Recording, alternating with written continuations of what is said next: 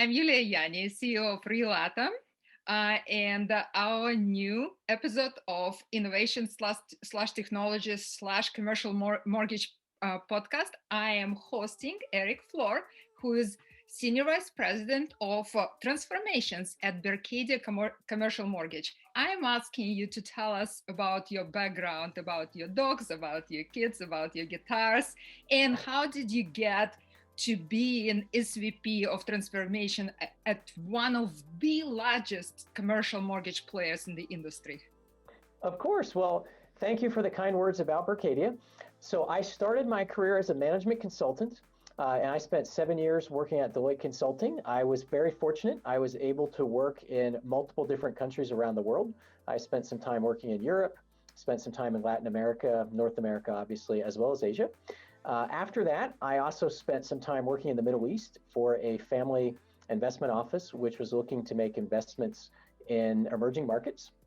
And then after having spent probably 90% of the previous 8 years traveling in an either hotel or in an airplane, decided it would be nice to actually live in my own home for once. So I relocated back to Philadelphia and began working at Berkadia. My role at Berkadia is quite broad. I'm very fortunate that I'm able to touch all parts of our organization, as well as work quite closely with a number of our lender partners and outside clients. I am responsible for helping to lead our digital transformation.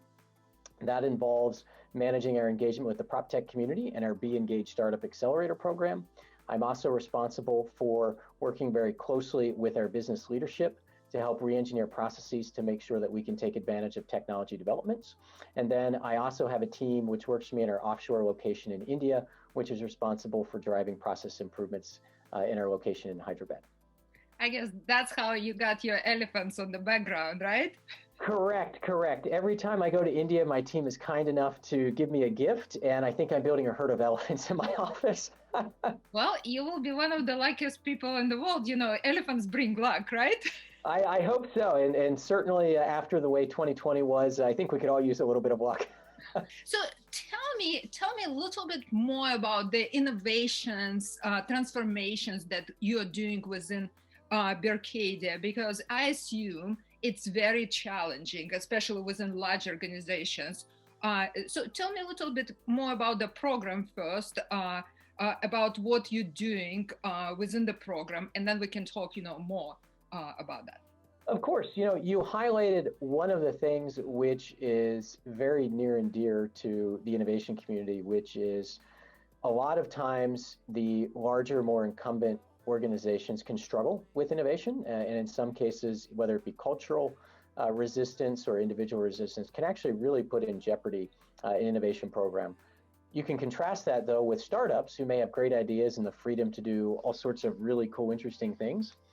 But then the challenge is the lack of capital, the lack of scale, the lack of resources to actually execute on those. So it is a challenge. And so at Berkadia, I think we're doing some really interesting things, not only to help drive change within Berkadia, but also address some of those cultural conflicts that you might find in trying to innovate at a large organization. We are working very closely with a number of our borrowers and a number of our clients to try and make sure that the overall transaction process with Berkadia is a very smooth, frictionless experience. When you think about a commercial real estate transaction, there are dozens of stakeholders who participate. There's a lot of documents, there's a lot of email traffic, and it's very difficult to know from an end-to-end standpoint, how long is the deal taking, where's my deal at? I've constantly got to provide more and more information and documents to get that deal done. So we're trying to develop ways to eliminate some of that friction and make for a much more seamless client experience. We're also looking for a way, can we use the scale that Berkadia operates in? We're national across the US in almost every major city. We're present in investment sales, mortgage banking, as well as servicing. Can we leverage the data and insights that we collect and really help our clients make more effective and efficient investment decisions in terms of when they might want to dispose of an asset versus refinance, what particular markets might they want to finance in, where might they want to finance. And then finally, once we have a signature on the dotted line, we're working to make sure that as we close that transaction and ultimately end up servicing that transaction, that our client has the absolute best possible customer experience. Let me ask you a tricky question. Do you see your professionals, Berkadia professionals, either investment sales or mortgage brokers or agency originations, are they just producers, or they also advisors? Like, is their goal just to close the deal, or their goal to build relationship and be useful to their clients in any other capacity? That's a great question. And I would say that's an area that we've seen a tremendous amount of change in the last 5 to 10 years. I think what a mortgage banker or an investment sales advisor was 10 years ago is much, much different today. And there's a couple of reasons for that. One is the client base has continued to consolidate. You now have very large owner operators. They're at national scale, which in some cases may not even have been present in the multifamily space 3 to 5 years ago. You're seeing a much greater and widespread availability of data, which means in the past, information that you may have called your investment advisor or your mortgage banker for, you don't need to do that because you can actually find that on your own. And so what's that meant is our producers can no longer just be order takers, but they actually need to evolve their role to become more of a capital advisor. And in some cases, that may mean that we delay a refinancing, we don't actually put a property on market and provide that advice, knowing that it's going to create more value for both the client and then ultimately Berkadia in the long run, versus saying, let's just focus on closing that transaction today.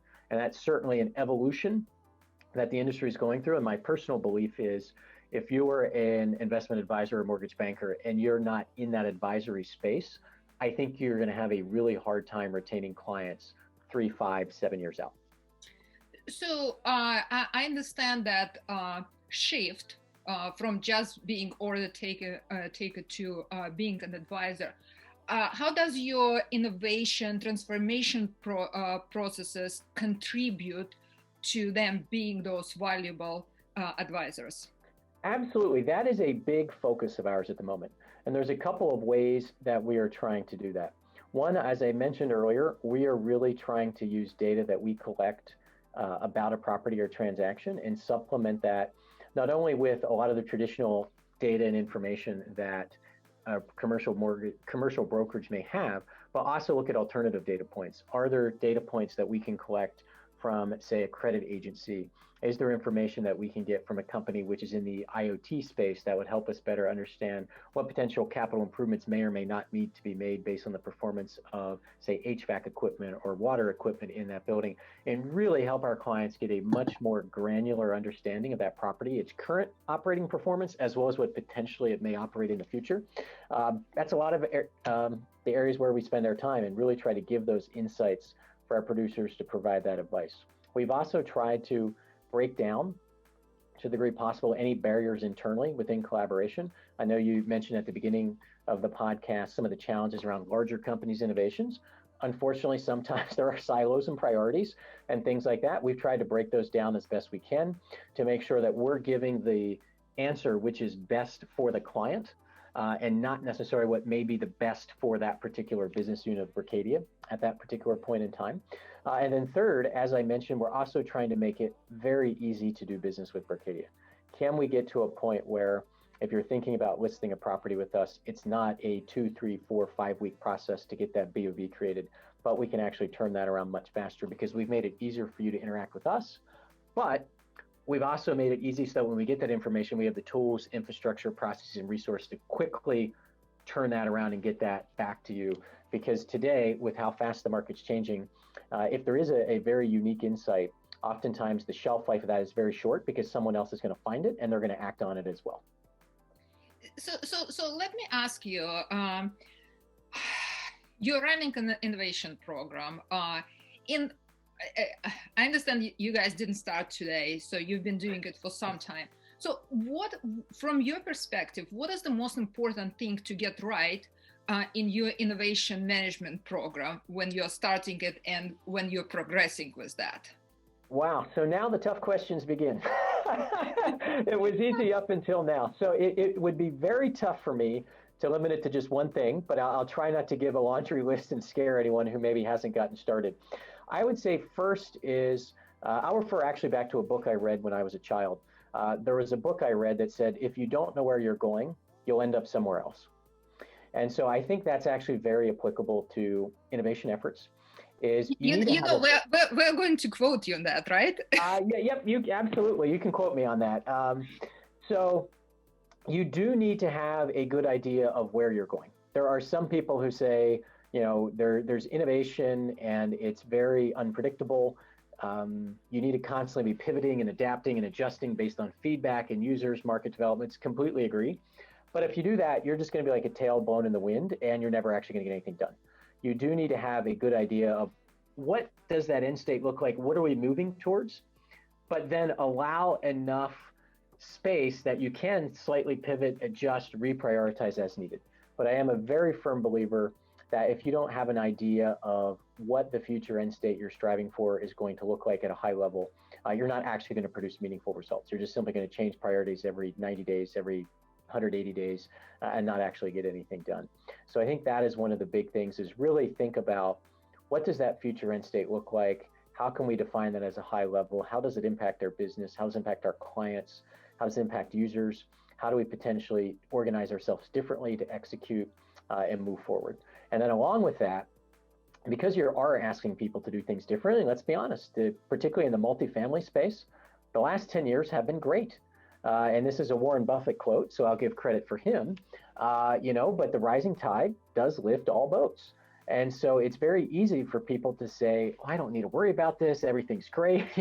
My phone's ringing off the hook. Why do I have to worry about trying to shift to be an advisor? Why do I have to learn how to use this new tool? Why do we need new processes? So sorry for interrupting you, but you're so right, because we're hearing this all the time across the industry, people saying, I'm making a lot of money. Right. Why do I need to bother about innovations? Why do I need to think about new technology? My checks are coming in, I'm closing the transactions. You're absolutely right. And it can be a tough argument. And I think, if anything, COVID was a terrible event for the world. It had personal impact on a lot of individuals and terrible personal impact. However, I think it opened a lot of people's eyes that things can actually change really, really quickly. It really can change at the snap of fingers. And so if you're not prepared for that, then you're going to be left behind. And this is a little bit downstream from Berkadia's space, but I think of myself, when I own a home, but if I were interested in renting, and in the past I have rented, yes, I needed to see the leasing agent. I needed to take a tour of the property. I needed to see the unit. I wanted to experience some of the amenities before I made my call. And that was everyone up until March of 2020. And suddenly, March 15th of 2020, as work from home and those sorts of things, stay-at-home orders were put into place, you end up with, well, we actually can't have a leasing agent give a tour. What do we do?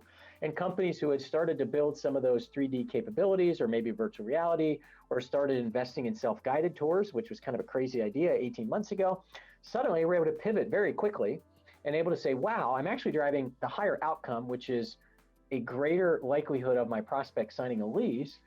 And it's actually lower cost because I'm able to use facial recognition technology to let people into the unit. I'm allowing it to be a self-guided tour. Maybe I'm allowing people to use the iPhone to check in at different spots and get access as they go throughout their tour. They can do it at their own time and leisure. It doesn't have to be coordinating between somebody who's working 60 hours a week and my leasing agent who's got other appointments. They're actually able to get higher outcomes. And again, if you didn't invest in that, well, you were 6 months behind scrambling, trying to get that organized, and people who did were actually able to move very quickly. And so, I think that resistance you mentioned, which certainly we've heard and experienced the last 5-10 years, I suspect going forward is going to be a little bit different, because people realize if you aren't proactive and you don't make some of these investments, you can be really caught off guard when there is a market shift. So interesting. I think you started talking about the obstacles that you're facing within introducing innovations and transforming how people think. But how do you address those obstacles? Sure. So I would say I don't think there's a silver bullet. I think it actually takes multiple different methods to try and address that.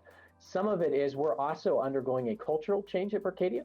And a lot of it is really trying to understand and align around what are the objectives you're trying to achieve.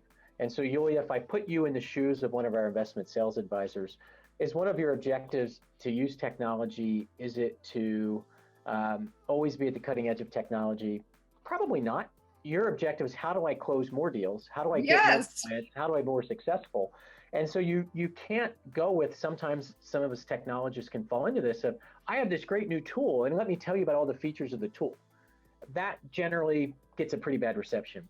It's more, let me tell you about how this can actually help you close more deals, be more competitive in the market, win new clients. Let me show you some things maybe that you don't know about the market or you don't know about a new client. Let me prepare you for that first meeting with the new client and give you some more insights that before you might have had your analyst or maybe one of your marketing assistants spend 3-4 days preparing a lot of material for you just to get up to speed, let alone the content you're actually present to the client.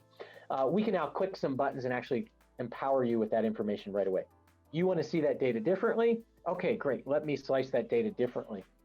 So I think it really is, trying to link and understand what are the objectives that individual is trying to achieve, and how can you tailor what you're working on to them.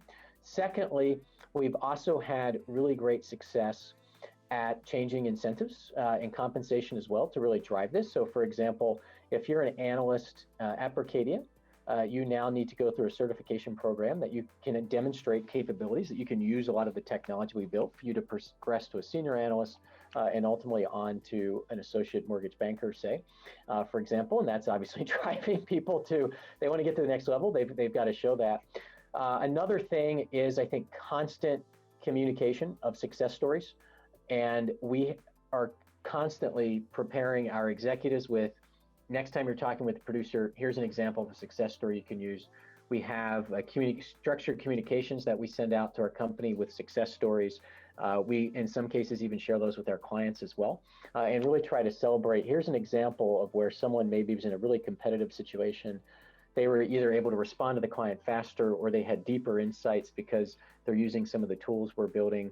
It was a much more seamless client experience. And as a result of that, we generated, X in terms of fees, or that clients become very loyal to us now. Let me ask you, and sorry for interrupting. I mean, you can influence, I understand you can influence analysts this way. They're impressionable young things, right? They want to progress in their careers.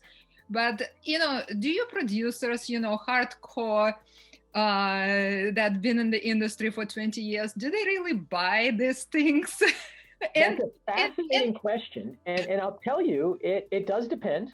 But, the things that we've tried to tap into is typically, if you're a top producer, you constantly want to be on the cutting edge. You're just, I'll use almost an athletic analogy. You're like Tom Brady. You constantly want to, yes, maybe I just won the Super Bowl, but what can I do to win it again? What can I do to go to another team and win the Super Bowl?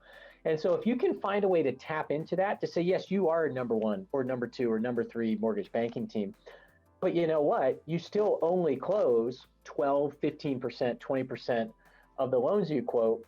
What if we could make that 3% higher, 5% higher? That translates into an extra, $1.5 million in fees. So that translates in an extra Ferrari, right? Correct. And so, it's interesting. We do have some of our top teams, and maybe the producer themselves is not intimately familiar with every single field that we have in our CRM system or every single field we have in some of our tools or exactly where the data is coming from. But they can understand it, want to communicate to their client, this is the value of working with Berkadia. We have all of these capabilities. Other people don't. This is why you should work with Berkadia. And then they drive that within their team and make sure their team is actually able to use that. And when we were in person, we had a lot of the individuals who are responsible for helping roll out these technologies and these changes. They would routinely get phone calls from our top producers saying, I need you to come to my office and make sure that everyone in my office knows how to use this. And you can really tap into that competitive spirit, because then you go to, say you went to the number 4 producer and you met with their team and they're all trained and using these tools. Then you go to the number 3 producer and say, by the way, look at this person, his or her team's actually doing really well this year. They're gaining on you, and here's why. And now you need to come out to my office and really get my team excited in using this. So, would I say that our top producers can go in and spend 3 hours a day using these tools? Honestly, the answer is probably not. However, they know it well enough, they can communicate that to their clients. And on top of that, they drive that culture throughout their team so that way everyone on their team is getting involved and really helping push the ball forward. So let me ask you, I mean, producers, their assets, I mean, any company on the market, any of your competitors will be happy to have them. I mean, do you hear this from them? Hey, if you bother me one more time with your technology, I will move to Cushman or to other. And I think it really is how you approach it. If you approach it, there's a corporate mandate, you must do this, you're going to get resistance, and honestly, they're probably not going to do it. Yeah. But if you can link it to their goals, which again are more deals, more clients, making more money, if you can link what you're doing to that and communicate that value to them, what we found is actually a retention tool. As you mentioned, they are assets. They can move around. Generally, the teams will go with them. It's not just one producer that moves. And so what you find is, oh, well, if I did go to a competitor, I might not have all these tools. I would have to set up all this infrastructure. That's going to take time. I'm going to be out of the market. That's bad. And here at Berkadia, we've got all this infrastructure in place. It's very seamless.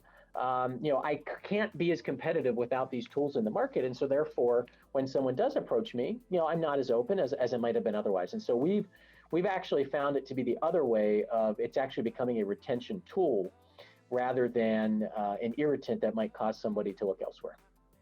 Got it. So let me ask you a tricky question again. You guys obviously smaller than some of your larger competitors. I mean, you're half size in terms of revenue than Walker Dunlop. But I know that you starting your innovation transformation program earlier than some of your other competitors. Right. I mean, you have a team in India, you guys have a very strong team here. Do you think what you're doing right now will help you to get ahead and, ahead of your competitors in sooner than later? Yeah, I think so. There's a couple of advantages that we have relative to some of our other competitors. One of those is a predominant focus on multifamily, which I think really simplifies what you need to do versus being able to support, say, leasing for retail or office or things like that. Secondly, we are a privately held organization. Berkshire Hathaway is one of our owners. That gives us a much different perspective. We're able to really invest for the long term and invest for 5-10 years out and not necessarily need to manage earnings every single quarter to hit the results that we need. And third, our leadership is completely bought into what we're doing. It's part of our vision statement. It's part of our core values is that we innovate, we take the long view, we stand for excellence, and it is even part of what we, particularly on the corporate side when we're hiring, is we do look for individuals who will embrace new ideas, will help us solve problems and help move the ball forward, not just someone who will sit at their desk and shuffle some paper around and preserve and defend the status quo. And so I personally think for not only Berkadia, but I think for a lot of organizations, this sort of effort is borderline existential. And if you're not actually heavily investing in these sorts of efforts, you really need to think long and hard about what your business is going to look like 5 or 10 years out and get started very quickly. I will quote you on that. I love that, existential problems for the mortgage companies. Well, now I'm going to ask you something that is real close to my heart, and I would like to hear how you guys solving it, within your company. We all know that startups fail, but so we also know that new business models fail within large organizations. So can you maybe comment why new business models fail and how innovation management can help? Sure. It's not easy to be an entrepreneur. I think that's the new buzzword for an entrepreneur inside of a larger organization. I personally believe very much in Clayton Christensen's work around the innovator's dilemma and the innovator's solution, which is, and I'm paraphrasing his work, but briefly, that if you have a new business model inside of a larger company, oftentimes that can be viewed as a threat to your existing cash flow. In some cases, resources are not assigned to that, or in some cases, it's viewed as threatening to the legacy business. And so it's always fighting for the attention it needs. It's always fighting to get the resources it needs. Also, oftentimes companies do layer on a lot of very heavy overhead and infrastructure and policies, procedures, systems requirements that can really make it difficult for an innovation effort to really take off. And so I think some of the things that we've done in Berkadia successfully is when we've had some new ideas and things like that, first we've incubated them. A lot of times they may start off in our innovation group, and then as they prove themselves, they may migrate actually over into an established business. Secondly, we do a lot of piloting. We try to keep these very lightweight, very quick, very low investment to say, here's a concept. What is the true minimum effort we need to put in to see if this concept works?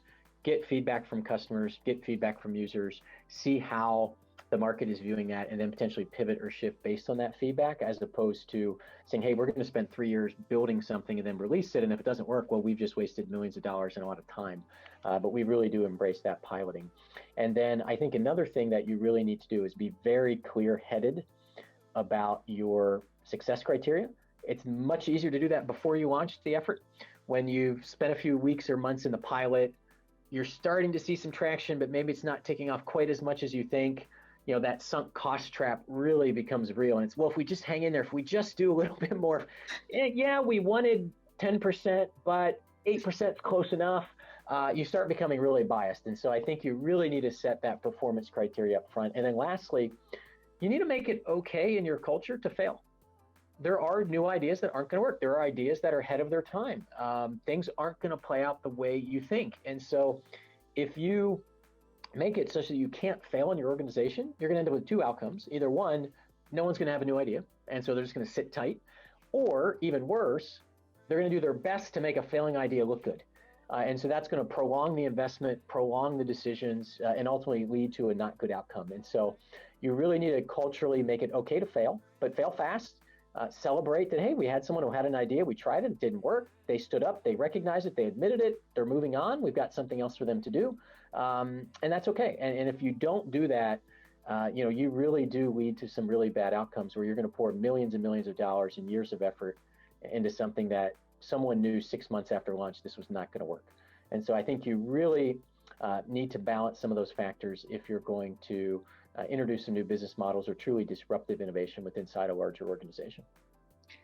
You mentioned that you're piloting your new ideas, and I assume you're piloting them with real users, right? Generally, yes.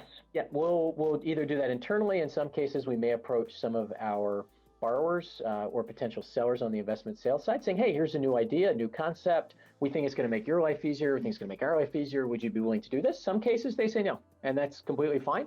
But in most cases, I would say we get a very good reception, and the number of times we get that reception, it's actually going up the last few years. And again, I think it's because there is this cultural change that's happening within commercial real estate. We're realizing the future is going to be different, and people are much more willing to do things differently than they did in the past.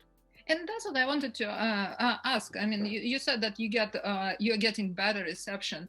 I mean, if you're constantly testing new ideas, don't those groups become fatigued with testing for you?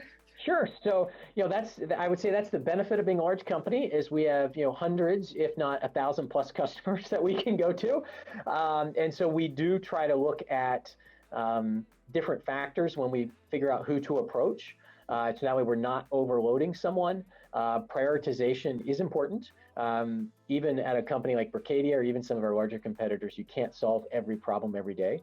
But what we found is if you craft an effective value proposition, you set the right expectations, you try to minimize the amount of time and effort they need to put in, and you work through, say, your producer to have that conversation and facilitate that introduction, then most of the time you get a very positive reception. Thank you. And the last question for today, without giving away corporate secrets, please tell us what is the new frontier that you're trying to solve, or what is the next problem that you're trying to tackle right now? Sure. So I would classify it as how do we effectively distribute. I want to start over on that question. So I'm giving you a bad answer, and the spam guy's been calling me like 10 times today from the same phone number. It's very distracting. So let's see. how would I explain that without letting another company go do it? I know, I know. Yeah. So actually, here's what I can say is. Um, we've talked a lot about the importance of insights, and we're really trying to put actionable insights in the hands of our producers, who ultimately will help our clients to make better investment decisions. And there's a lot of really great information out there, but it's not necessarily collected in a timely fashion, or it's not necessarily in the easiest format to digest. And then there are also some really new emerging data points that we think can provide very insightful information to the market. And how do you bring those two together, where there's the data that the industry has used for a very long time to make decisions, and then there's some new emerging data being available that we think could be more timely, as well as could help with being more forward-looking, maybe than what we've traditionally looked at, but it doesn't necessarily have complete coverage. It's not necessarily in a format where it's very easy to compare to what we've done. And as we've talked about earlier, it can be a little challenging sometimes to change industry standards or the status quo. And so how do you actually bring that together and make that happen? Not something we figured out yet, but hopefully sometime in 2021, we'll have it figured out. Good answer. You didn't give away anything. So I still have a job. And the new section that I'm introducing today, I want my speakers to talk about one startup on the market, and not RealAtom, of course, sure. That you think that will bring a lot of change to commercial real estate mortgage space. Sure. So I'll talk about a company which is in our Be Engaged Startup Accelerator program. I think there's a company called Can you quickly just talk about your Be Engaged Accelerator? Yeah. So Yulia, we launched let me start over. Yulia, we launched a startup accelerator program 2 years ago called Be Engaged. The intent of the program is to help foster startups that we think might have something useful for either Berkadia or our clients in the future. And so we give feedback on their business plans. We help facilitate introductions to potential pilot users, pilot customers. We use the software in many cases ourselves and give very raw, unvarnished feedback. We're happy to help monitor their progress and at the right time, maybe potentially adopt and use their software internally. So one of the companies in our program that I think has some great potential is a company called Isusu. What they do is they work with owners and operators as well as tenants to have your monthly rent payment count as a credit qualifying event. And when you think about what's happening with access to affordable housing, and in potential cases, there are some individuals who have a challenge in accessing credit markets or building credit based on the fact maybe they have hourly jobs and don't qualify for pre-approved credit cards and those sorts of things. It can be really difficult for them to access the financial markets and financial institutions. Isusu works with those landlords, and Isusu has their rent payments captured and then reports those to the credit agency, such that over a 12, 24-month period, if you pay your rent on time, you have 12, 24 months of credit qualifying events and can really make a meaningful increase in the credit score for that tenant, which provides all sorts of future opportunities. I think it's a great win-win, both for the landlord, who gets a competitive advantage in the market, a potential tool to retain tenants who might be more willing to move at the end of their lease. I think the tenant gets improved access to the credit markets and hopefully an improved lifestyle. And so I think it's a true win-win, both for society as well as for the users of the application. It is a great model. I mean, definitely a lot of social impact, and those users, they definitely can benefit from that. How do you spell the name of the company? ESUSU.